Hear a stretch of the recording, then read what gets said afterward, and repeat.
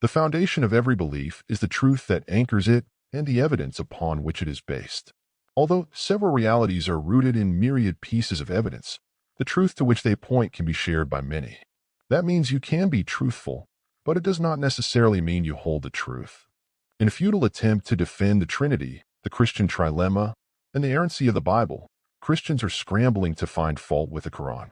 Many Christian apologists, such as David Wood, Shamoun, Avery, Godlogic, and now Wes Huff, are known for making confusing claims against Islam, such that one tends to struggle to understand their position.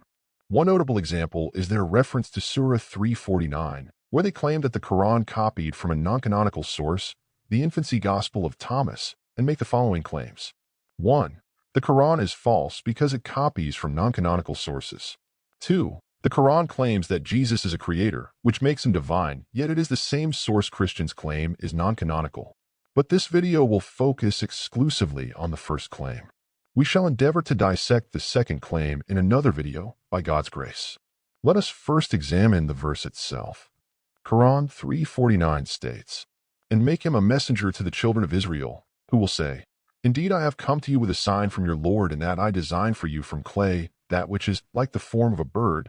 Then I breathe into it, and it becomes a bird by permission of Allah.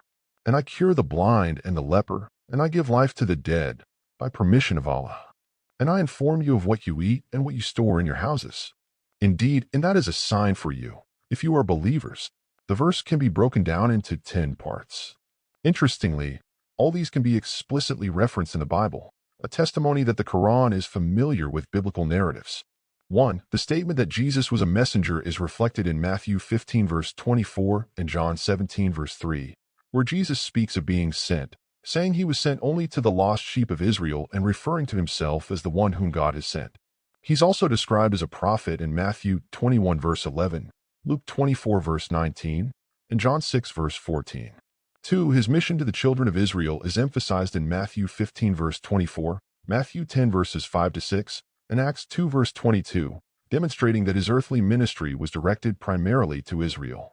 3. The declaration, "I have come to you with a sign from your Lord," corresponds with John 2 verse 11 and John 3 verse 2, where Jesus' miracles are explicitly called signs.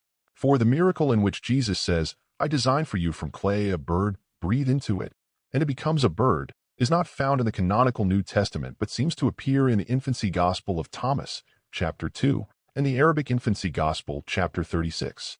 5. The statement, "I cure the blind," corresponds with accounts such as the healing of the man born blind in John 9 verses 1 to 7, and is also summarized in Matthew 11 verse 5. 6. Similarly, the healing of the leper is widely attested in the Synoptic Gospels, including Mark 1 verses 40 to 42 and Matthew 8 verses 2 to 3. 7. The statement, "I give life to the dead," is paralleled in the raising of Lazarus in John 11 verses 43 to 44, and the raising of the widow's son at Nain in Luke 7 verses 11 to 17. 8. The phrase, "I inform you of what you eat," can be seen in Mark 7 verse 19, which discusses food law.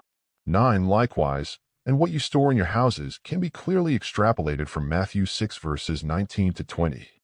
10. Finally, the statement, "Indeed, and that is a sign for you, if you are believers," corresponds conceptually to Gospel of John 20 verses 30 to 31, where it is written that Jesus performed many signs which are recorded, that you may believe. Out of the 10 distinct elements found in this verse, only one is not directly referenced in the canonical Bible. But Christians ignore all these compelling evidence and focus specifically on one aspect. Does that prove copying? Not at all. Firstly, the Qur'an demonstrably engages biblical narratives in a conscious and corrective manner. For example, compare Exodus 4 verse 6 with Qur'an 20:22, Qur'an 27:12, and Qur'an 28:32. The Qur'an presents the sign of Moses' hand without the implication of disease found in Exodus. This pattern shows deliberate theological refinement, not careless borrowing, but conscious editing. The claybird miracle can be understood within this same framework. The Qur'an affirms what is true and omits what is unnecessary or theologically problematic. Secondly, the mere existence of a similar story in a non-canonical source does not prove plagiarism. Even the Bible acknowledges it is not a complete record of Jesus' life. John 21 verse 25. John 20 verse 30 states, "Jesus performed many other signs in the presence of his disciples, which are not recorded in this book." Thirdly, as researcher Bassam Zawadi has pointed out, if Muhammad, peace be upon him, were copying from the Infancy Gospel of Thomas, why omit its distinctive details? The Qur'an does not mention the soft clay, the 12 sparrows, the clapping of hands, or the Sabbath setting. Fourthly, New Testament scholar Bart D. Ehrman describes the Infancy Gospel as a collection of legendary stories about Jesus as a child, beginning around the age of 5 and extending to 12, concluding with the account found in Gospel of Luke 2, verses 41 to 52. This is significant. If the text ends with an episode that Christians themselves accept as canonical, then it would be inaccurate to dismiss the entire work as though every element within it is automatically false. Remember, apocryphal means of doubtful authenticity and does not mean that every narrative detail is historically impossible. Finally, when Christian critics claim that the Clayburgh miracle is not an actual historical story of Jesus, what they often mean is that it is not recorded in the canonical Bible.